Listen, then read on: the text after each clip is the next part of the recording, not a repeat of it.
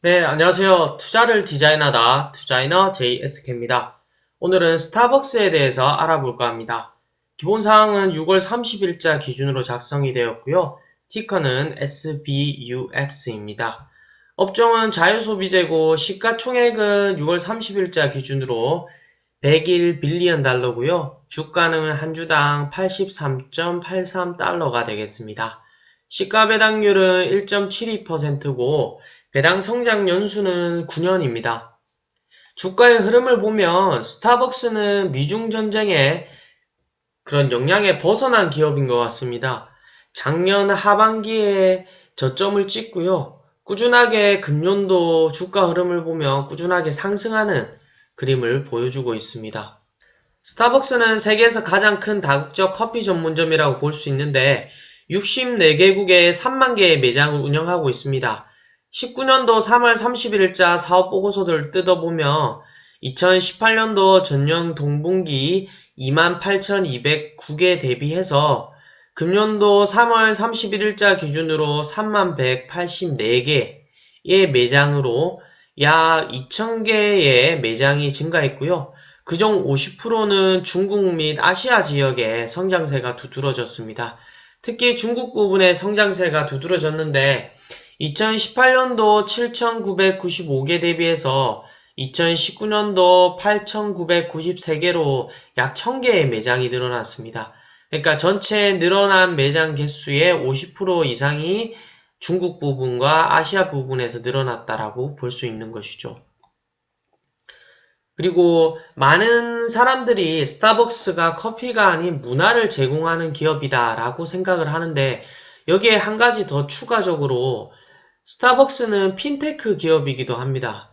이것이 무슨 말이냐면 미국에서 가장 많이 사용되는 모바일 결제 앱으로서 스타벅스를 손꼽을 수가 있는데 2018년도 5월 이마케터 시장조사 기업의 조사에 따르면은 스타벅스의 앱 이용자가 2,340만 명이고요. 미국 내에서. 애플페이가 2,200만 명, 구글페이가 1,110만 명, 삼성페이가 990만 명인 거와 비교를 하자면 엄청난 숫자라고 볼 수가 있습니다. 특히 2016년도 기준 앱 및 선불카드 충전금을 보시면 1.2 빌리언 달러, 그러니까 하나 기준으로 약 1.4조 수준이 되겠죠. 해당 금액은 당시 캘리포니아 지방은행의 고객 예치금을 넘어서는 수준이기 때문에 스타벅스를 단순히 커피를 판매하는 기업이다라고 볼 수가 없습니다. 오히려 다른 지방은행이라든지 그런 은행에 비해서 핀테크의 가장 선도적인 기업이라고 볼 수가 있고요. 흥미로운 것은 이 스타벅스 앱의 시작과 확대가 우리나라 즉 스타벅스 코리아에서 출발을 한 겁니다. 사이렌 오더라고 해서 선불카드라든지 앱에 해당 금액을 충전을 해놓고요. 선결제를 한 다음에 오더를 주문을 하는 그런 시스템, IT 시스템에서 출발한 것인데 이 사이렌 오더 시스템이 한국에서 효과를 내고 이것이 미국 본사라든지 타 부분에 적용되는 이런 좋은 사례를 나타내기도 했습니다. 그러니까 현재의 이런 스타벅스의 핀테크의 발달에 스타벅스 코리아가 중심에 위치해 있다라고 볼 수가 있는 것이죠. 스타벅스는 1971년 미국 워싱턴주에서 제리 벌드윈, 고든 버커, 지브시글 등 기존 경영진들이 개점을 했는데 이때는 커피 원두만을 판매하는 소매점 개념으로 출발을 했습니다. 근데 1987년에 우리가 익히 아는 스타벅스의 CEO, 지금은 사임을 했죠. 이 CEO 하워드 슈츠가 스타벅스를 인수를 하면서 현재 커피 전문 체인점으로 거듭나게 되는 것입니다. 그렇기 때문에 실질적인 스타벅스의 시작은 1987년이라고 볼 수가 있고요. 스타벅스의 사업 구조를 보면 18년도 9월 결산 기준으로 매출 구조는 크게 형태별로 세 가지 부분으로 나눕니다. 직영 매장 부분, 라이센스 매장, 그리고 기타 부분으로 나뉘고요. 보다 더 상세한 지역별로 나누면 5가지 부분으로 나눌 수가 있는데 북미 지역, 그 다음에 중국 및 아시아 부문, 그 다음에 EMEA라고 해서 유럽, 중동, 아프리카 부분을 한 부문으로 묶어주고요. 그 다음에 기타 채널 부분과 기타 이 네 가지 부분을 제외한 부분으로 나뉩니다. 이 중 직영 매장의 매출 구조가 80%로 가장 높고요. 지역별로 따지고 보면 북미 지역이 68%로 매출 비중이 가장 높습니다. 단 최근에 중국 및 아시아 부분의 성장세가 두드러진데 정확하게 말씀을 드리면 중국의 매장 증가라든지 매출 증가세가 급격하게 늘어나고 있는 시점입니다. 영업이익률은 채널 발굴 부분, 즉 기타 채널 부분이 가장 높고요. 40%에 육박을 하고 그 다음에 북미, 그 다음에 중국 및 아시아, 그 다음에 EMEA 순이 되겠습니다. 숫자로 말씀을 드리면 직영 매장과 라이센스 매장, 기타 형태별로 나누고 보면 2018년도 기준으로 직영 매장 부분이 19.7 빌리언 달러, 라이센스 매장 부분이 2.7 빌리언 달러, 기타 부분이 2.4 빌리언 달러로 총 24.7 빌리언 달러를 기록하고 있는데요.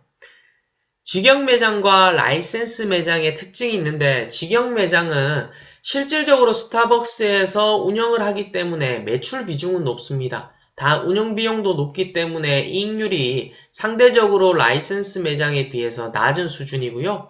라이센스 매장은 로열티를 받으면서 운영 자문이라든지 이러한 조인트 벤처 형식으로 운영이 되기 때문에 매출은 작을지는 몰라도 이익은 상대적으로 직영 매장 부분보다 높다라는 것을 알아두시면 좋겠습니다. 매출 비중은 앞서 말씀드린 것처럼 직영 매장이 매출 비중이 80%에 육박하고요. 전년비 성장률을 보시면은 전체 부문별로 전년 대비 2017년도 대비 10%의 매출 성장세를 이루었습니다. 지역별로는 북미 지역, 그 다음에 중국 및 아시아 부분, 그 다음에 채널 부분, EMEA 부분, 그 다음에 기타 부분 순으로 매출 비중을 차지를 하고요. 눈여겨보셔야 될 거는 전년비 성장률인데 2017년도 기준 2018년도의 매출 성장세를 보면 중국 및 아시아 부분이 성장세가 두드러진다는 것을 알 수가 있습니다. 영업이익 부분은 영업이익 비중도요. 전체 영업이익 중에 북미 지역의 영업이익 비중이 가장 높고 그 다음에 중국 및 아시아 부분, 그 다음에 채널 부분이 되겠고요. 영업이익률로 보면 채널 쪽, 그러니까 네슬레라든지 다른 타 기업과의 업무 협약을 통해서 자사의 제품을 판매하는 그런 부분을 채널 발굴 부분이라고 얘기를 하는데 이 부분이 40%로 가장 높은 이익률을 차지를 합니다. 이는 최근에 있었던 네슬레와의 계약을 떠올려 보면 될 것인데요. 네슬레의 스타벅스의 가공 패키지 제품에 대한 유통 및 판권을 네슬레에 넘겼거든요. 네슬레는 독점적으로 스타벅스의 가공 패키지 제품을 글로벌 유통망을 통해서 판매를 할 수 있고요. 스타벅스는 이 판매를 통해서 로열티를 받아낼 수가 있습니다. 그렇기 때문에 따로 운영 비용이 들지가 않으니까 영업 수익이 굉장히 높겠죠. 그렇기 때문에 이러한 채널 발굴 부분의 영업이익률이 높을 수밖에 없고요. 그 다음에 북미 지역이 22%고 그리고 중국 부분이 19%입니다. 중국 부분은 17년도 대비 18년도가 꽤 많이 하락하는 모습을 보이고 있는데 이는 2017년도 하반기부터 2018년도 상반기까지 중국 내의 라이센스 매장으로 운영하던 매장을 직영 부분으로 대부분 많이 전환을 했거든요. 그렇게 되면 이익률은 낮아지지만 상대적으로 매출은 이렇게 증가하는 모습을 보인다라는 것을 염두에 두시면 될 것 같습니다. 스타벅스의 재무구조 중 손익계산서를 먼저 보겠습니다. 18년도 9월 기준으로 매출액은 24.7 빌리언 달러, 이익은 3.8 빌리언 달러로 이익률이 15%에 달하고요. 순이익은 4.5 빌리언 달러로 이익률이 18%가 되겠습니다. 매출액 성장은 꾸준하게 성장해 왔는데 영업이익은 18년도에 소폭 하락하는 그런 모습을 보여주고 있고요. 재무상태표를 보면 자산 부채가 18년도 기점으로 크게 늘어났죠. 이는 앞서 말씀드렸던 것처럼 18년도에 네슬레의 스타벅스의 가공 패키지 부분에 대한 유통 판매 권리를 넘겼거든요. 그때의 판매 대금이 7.15 빌리언 달러 수준이었고요.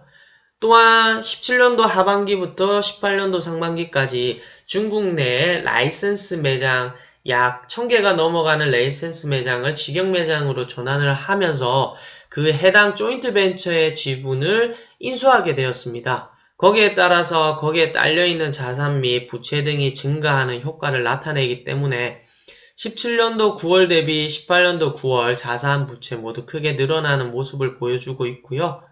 현금은 18년도 9월 기준 8.9 빌리언 달러, 차입금은 9.4 빌리언 달러로 순현금은 마이너스 흐름을 보여주고 있습니다. 다만 이러한 마이너스 현금 흐름은 크게 신경을 쓰지 않아도 될 것 같은데요. 왜냐면 뒤에 말씀드린 영업 현금 흐름 때문인데 18년도 9월 기준으로 영업 현금 흐름이 무려 11.9 빌리언 달러고요. 자본적 지출 2 빌리언 달러를 빼면 거의 프리캐시 플로우 기준 현금 흐름이 10 빌리언 달러에 육박합니다. 다만 여기에는 네슬레로 넘긴 판매 대금 7.15 빌리언 달러가 포함이 되어 있거든요. 그렇기 때문에 이 이익은 일시적이라고 볼 수 있기 때문에 보다 정확한 영업으로 인해 창출된 현금 흐름을 구하신다고 하면 이 11.9 빌리언 달러에서 네슬레의 판매와 유통 판매 권리 7.15 빌리언 달러를 빼주면 되겠습니다. 어찌되었건 이 판매 대금 역시 현금 흐름의 일부분이기 때문에 18년도 9월 프리캐시 플로우 영업 현금 흐름 기준으로 본다면은 배당 성향이 17%밖에 되지가 않고요. 자사주 매입을 고려하더라도 89%의 배당 성향을 나타냅니다.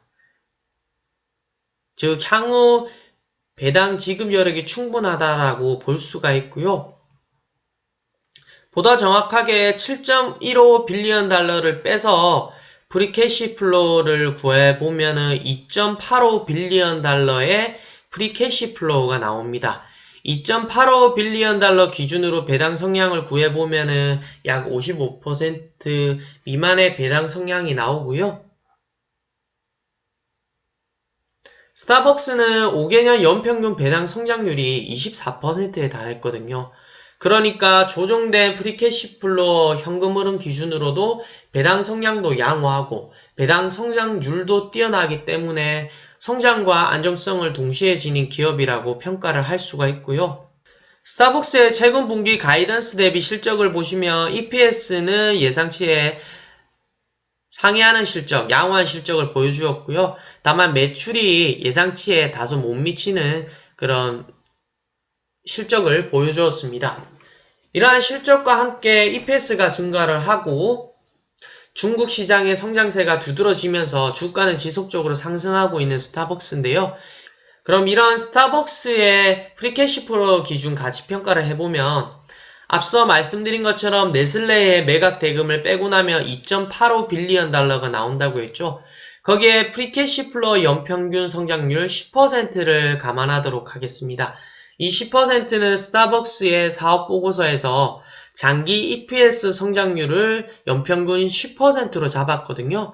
해당 성장률을 끌고 오는 게 합리적이라고 판단이 들었고 해당 성장률을 감안을 한다면 1년 후부터 5년 후까지 연평균 10%의 성장을 이룩하고요.